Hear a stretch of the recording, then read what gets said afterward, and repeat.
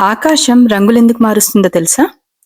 ఆకాశం పగటివేళ నీలంగా, రాత్రివేళ నల్లగా ఎందుకు కనిపిస్తుందో తెలుసా? పగలు సూర్యకిరణాలు భూవాతావరణంలోకి ప్రవేశించి గాలి అణువులతో కలుస్తాయి. సూర్యుడి నుంచి రకరకాల వేవ్లెంత్లతో బోలెడన్ని రంగులు వెలువడతాయి. ఇవన్నీ కలిసిపోయి తెల్లని వెలుగు మాత్రమే మనకు కనిపిస్తుంది. ఈ వెలుగు వాతావరణంలోని గాలి అణువులతో ఢీకొన్నప్పుడు తక్కువ వేవ్లెంత్ ఉన్న రంగు ఎక్కువ దూరం విస్తరిస్తుంది. అలా వాయిలెట్ రంగు ఆకాశమంతా పరుచుకుంటుంది. కానీ సున్నితమైన మన కళ్ళు ఈ రంగును గ్రహించలేవు. అందుకే తీవ్రత తక్కువగా ఉండే నీలిరంగు మాత్రమే మన కళ్ళకు కనిపిస్తుంది.